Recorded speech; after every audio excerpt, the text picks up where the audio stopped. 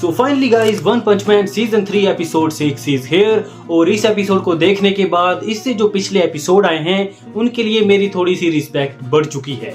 माना उन एपिसोड में भी एनिमेशन अच्छी नहीं थी, पर कहीं ना कहीं उनमें जो स्टील फ्रेम्स थी, उनमें जो आर्ट स्टाइल था वो तो बढ़िया था। पर इस एपिसोड में जो स्टील फ्रेम्स हैं उनमें भी इन्होंने हक दिया है। तो वन पंच मैन सीजन 3 के इस एपिसोड 6 को देखने से पहले मुझे पता था कि इस एपिसोड में हमें एक्शन देखने के लिए नहीं मिलेगा। इसमें जो हीरो एसोसिएशन है उसकी तरफ से स्ट्रेटजी मीटिंग देखने के लिए मिलेगी, मॉन्स्टर से फाइट करने के लिए, और इसके अलावा भी थोड़ी बहुत और चीजें होंगी। पर मुझे पता था कि इसमें एक्शन नहीं होगा। और इस एपिसोड में हमें कुछ ऐसे कूल ओरा फार्मिंग वाले सीन देखने के लिए मिलने वाले थे जिनमें इन्होंने बिल्कुल भी मेहनत नहीं की है। और इन्हें देखने के बाद मेरा रिएक्शन कुछ ऐसा था। तो एपिसोड 6 का जो फर्स्ट हाफ है वो मुझे थोड़ा बहुत ठीक लगा। उसमें जितने भी एस क्लास हीरो हैं वो हैं, और वो अपनी मीटिंग कर रहे हैं कि कैसे वो अटैक करेंगे इन मॉन्स्टर के ऊपर। पर इसी बीच हमें काफी सारे फनी मूवमेंट भी देखने के लिए मिलते हैं। तो इस पूरे एपिसोड में बस यही फनी सीन थे जिनकी वजह से मैं इस एपिसोड को सरवाइव कर पाया। तो जितने भी फुबुकी और तासुमाकी के फनी सीन थे, जहाँ पे जो तासुमाकी है वो अपनी ही बातें कर रही होती है और सारे एस क्लास हीरो उसे इग्नोर करते हैं, वो सीन फनी थे। और जब भी तासुमाकी का ये वाला जो चिबी वाला वर्जन आता है वो तो हमेशा फनी लगता ही है। तो इन्होंने ये कॉमेडी वाले सीन काफ़ी अच्छे से पुल ऑफ किए हैं। इसके अलावा जो फुबुकी वाले सीन भी थे जहाँ पे वो साइतामा के रूम में जाते हैं और वो वही बोलती है कि तुम मेरा ग्रुप ज्वाइन कर लो, तो वहाँ पर भी उसे सारे इग्नोर करते हैं। तो वो वाले सीन फनी थे। この新吹雪組のメンバー全員でね。でどうする？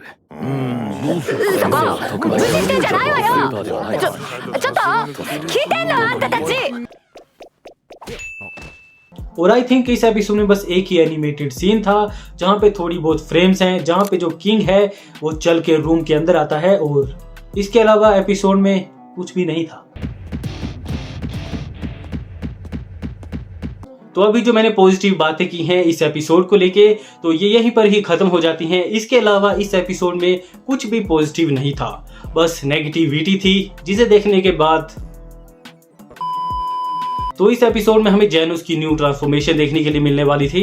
ट्रांसफॉर्मेशन नहीं बोल सकते हैं, एक तरीके से जेनोस का न्यू आर्मर देखने के लिए मिलने वाला था, न्यू लुक देखने के लिए मिलने वाली थी, जो कि मांगा में काफी ज्यादा बढ़िया थी। तुम्हें यहाँ दिख रही होगी जेनोस की ये जो ड्रैगन फॉर्म है वो कितनी ज्यादा बढ़िया लग रही है। और एनिमे में मेरे हिसाब से इन्होंने इस वाली फॉर्म के साथ बिल्कुल भी जस्टिस नहीं किया है। और इस वाले सीन के लिए तो तुम्हें एनिमेशन डालने की जरूरत भी नहीं थी। अगर तुम स्टील फ्रेम ही बढ़िया वाले डाल देते और कैरेक्टर डिजाइन बढ़िया से बनाते तो ये वाला सीन बढ़िया होता। और मेरे हिसाब से इन्होंने जेनोस के साथ बहुत गलत किया है। जेनोस कितना अजीब लग रहा है, ये बिल्कुल भी ओरा फार्मिंग नहीं है, ये ऐसा लग रहा है कि किसी ने ओरा ड्रेन कर ली है। इसके अलावा हमें फुबुकी का एक सीन देखने के लिए मिलने वाला था जो कि इस एपिसोड का मोस्ट एंटिसिपेटेड मोमेंट भी था, और हमें फुबुकी की न्यू ड्रेस देखने के लिए मिलने वाली थी। और फुबुकी का एक सीन था जहाँ पे वो स्टेयर से ऊपर जाती है जेनोस के साथ साइतामा के रूम में। तो उस वाले सीन के बारे में आगे बात करेंगे, पर उससे पहले तुम वीडियो को लाइक कर दो और तुम्हें पता है कि चैनल के साथ क्या करना है।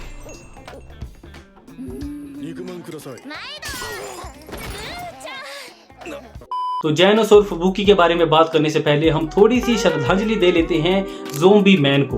तो अगर तुमने मांगा नहीं पढ़ी है ना, तुम्हें कुछ भी नहीं पता होगा ज़ोंबी मैन के बारे में।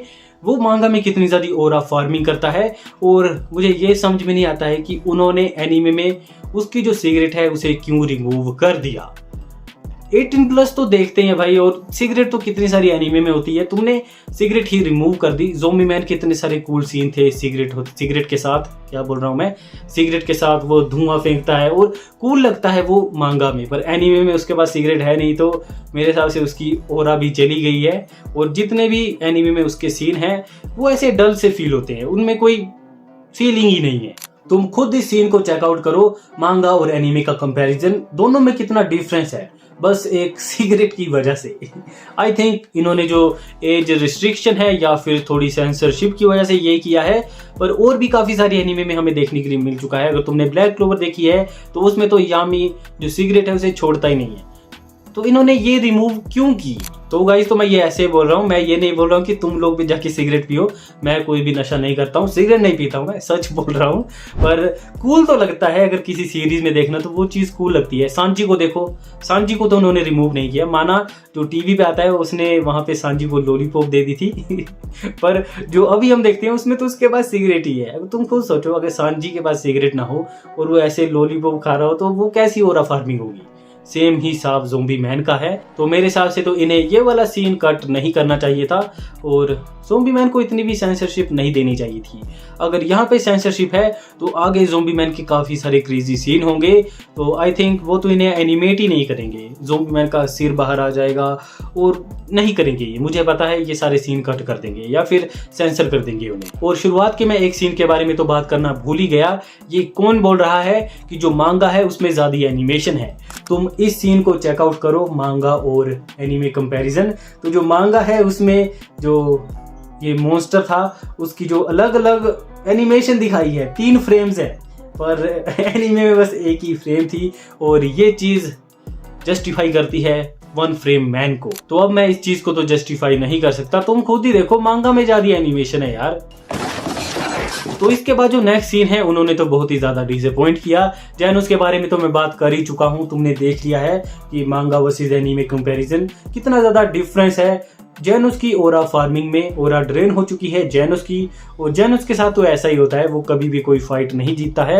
अब तो उसको एनिमेशन भी अच्छी नहीं मिल रही है। सीजन 2 में जैनोस की एनिमेशन कितनी ज़्यादा बढ़िया थी, पर सीजन 3 में तो कोई कंपैरिजन ही नहीं है। तो इसके बाद हमें देखने के लिए मिलने वाला था फुबुकी का ये वाला सीन, और जब से हमें पता लगा था कि सीजन 3 के जो डायरेक्टर हैं वो पहले काफ़ी क्रेजी एनीमे को डायरेक्ट कर चुके हैं। तुम्हें पता है कि पहले वो एक एच एनीमे डायरेक्टर रह चुके हैं, तो हमें इतना तो लगा था कि वो गर्ल कैरेक्टर के साथ जस्टिस करेंगे, ये सीन हमें बढ़िया से देखने के लिए मिलेंगे। पर नहीं, ये वाले सीन भी बढ़िया नहीं थे। चलो माना ये वाला जो सीन था वो एनीमे में थोड़ा बहुत ठीक भी था, पर इसके बाद जब फाइनली फुबुकी जैनोस से मिलती है, और मैं जैनोस की न्यू ट्रांसफॉर्मेशन के बारे में बात नहीं करूंगा क्योंकि एनीमे में वो बहुत ज़्यादा गंदी थी, पर इसके बाद एक और एंटिसिपेटेड मोमेंट था फुबुकी का, जब वो साइतामा के रूम में जाती है जैनोस के साथ।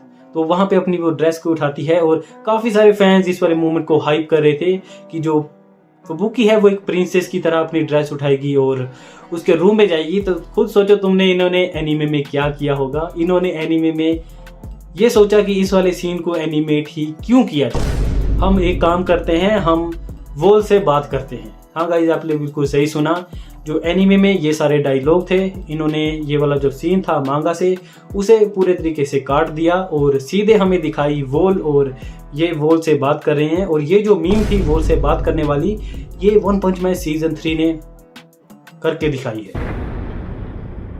तुम खुद ही सोचो, उन्होंने ये पूरा सीन ही कट कर दिया, बस वॉल से बातें कर रहे हैं इससे बुरा तो क्या ही होगा। यहाँ पे मुझे एपिसोड देखते वक्त सबसे ज़्यादा डिसअपॉइंटमेंट हुई। मैं तो सोच रहा था कि इस वाले सीन को ये कैसे एनिमेट करेंगे, पर अच्छे से एनिमेट नहीं किया है। अच्छे से क्या भाई, उन्होंने इस सीन को एनिमेट ही नहीं किया है। तो इसके बाद हमें नेक्स्ट देखने के लिए मिलने वाला था ये वाला पैनल, जहाँ पे ये जो एस क्लास हीरोज हैं वो तैयार हो चुके हैं और फाइट करने वाले हैं मॉन्स्टर एसोसिएशन से। तो इस वाले सीन के साथ इन्होंने बिल्कुल भी जस्टिस नहीं की है। यहाँ पे बस उन्हें जो स्टील फ्रेम है वही डालनी थी, पर तुम खुद इसको देखो, इसमें बिल्कुल भी वो फीलिंग ही नहीं है, इतनी डल सी फील होती है। क्या बात करूँ यार मैं, अब मेरी जो उम्मीदें हैं ना सीजन 3 से वो बस खत्म होती जा रही हैं। तुम खुद ही सोचो, इस वाले सीन में तो उन्हें एनिमेशन डालने की जरूरत भी नहीं थी, बस एक अच्छे से पैनल को ड्रॉ करते, अच्छी इमेज होती, बस पैनल शॉट डाल देते तो हम उसे भी स्वीकार कर लेते, पर ये खराब था। और इसके अलावा इस एपिसोड से मेरी एक और कंप्लेंट है। इस एपिसोड में हमें न्यू कैरेक्टर देखने के लिए मिलने वाली थी जिसका की नाम है कैप्टन मिजुकी। तो ये जो गर्ल है वो हमें एनीमे में देखने के लिए मिली है, पर जिस तरीके से इसे मांगा में इंट्रोड्यूस किया गया था वैसी बिल्कुल भी नहीं है। तो इसका एंड में एक सीन होता है जिसमें ये जो किड है उसको बोलती है कि ये जो किंग है वो क्यों नहीं आया। तो इन्होंने इस वाले सीन को ऐसे एनिमेट किया है, और मांगा में यहाँ पे फुल शॉट था, और इनके डायरेक्शन से नहीं, इनका जो डायरेक्टर है सीजन 3 का, उनसे मेरी काफ़ी ज़्यादा डिसअपॉइंटमेंट है, क्योंकि इन्होंने जो गर्ल कैरेक्टर हैं उनको भी अच्छे से एनिमेट नहीं किया है। इनकी प्रीवियस हिस्ट्री को देखते हुए मुझे लगा था ये यहाँ पे तो जस्टिस दे ही देंगे, पर नहीं। बिल्कुल भी आर्ट डायरेक्शन अच्छी नहीं है। और कोई भी कमेंट सेक्शन में गूनर नहीं बोलेगा, ठीक है ना। एनिमेशन अच्छी नहीं है और गूनर वाले सीन भी अच्छे नहीं है, यहाँ तक कि फैन सर्विस भी अच्छी नहीं है। इनके डायरेक्टर से बस एक ही उम्मीद थी कि ये अच्छे से फैन सर्विस तो प्रोवाइड कर ही देंगे, वो भी नहीं है। ये क्या बक रहे हो मादर। तो इसके बाद हमें एपिसोड के एंड होते होते देखने के लिए मिलता है तासुमाकी का ये वाला सीन, जिसमें कि वो फाइट करने वाली है इस मॉन्स्टर से। तो इस वाले मॉन्स्टर का डिजाइन मांगा के कंपैरिजन में तो कुछ भी नहीं है। आई होप कि जितना इन्होंने बजट इस एपिसोड में बचाया है वो नेक्स्ट एपिसोड में यूज कर ले और नेक्स्ट एपिसोड में हमें अच्छी एनिमेशन दे दे। उम्मीदें तो कोई नहीं है, पर फिर भी जब तक इसका जो लास्ट एपिसोड है, एपिसोड नंबर 12, वो रिलीज नहीं हो जाता है, तब तक हर एपिसोड में मैं यही बोलूँगा, आई होप कि नेक्स्ट एपिसोड में हमें अच्छी एनिमेशन देखने के लिए मिल जाए। अब तो एनिमेशन देखने के लिए ना भी मिले, अगर अच्छी फैन सर्विस भी देखने के लिए मिल जाती है तो जो फैंस हैं वो खुश हो जाएंगे। क्योंकि इस एपिसोड में जो जितने भी फुबुकी के डाई हार्ट फैंस हैं वो काफ़ी ज़्यादा डिसअपॉइंट हुए हैं। और मेरे हिसाब से इस एपिसोड में बस एक ही सीन था जहाँ पे अच्छी एनिमेशन थी, जो कि था जहाँ पे किंग आता है। किंग जब एस क्लास हीरो के पास आता है, जहाँ पे वो चल के आता है, तो बस इस एपिसोड में वही एक बढ़िया एनिमेशन वाला सीन था। ओवरऑल एपिसोड मिड था। अब देखते हैं नेक्स्ट एपिसोड में। आप अपना ओपिनियन कमेंट सेक्शन में जरूर बताना। तब तक के लिए आपको मिलता हूं मैं किसी और ऐसी वीडियो के साथ। बाय। आज के लिए फिलहाल इतना ही। आपकी तरह मैं भी मायूस हूँ, लेकिन उम्मीद पर दुनिया कायम है। दिल दुखा है लेकिन टूटा तो नहीं है, और उम्मीद का दामन छूटा तो नहीं है।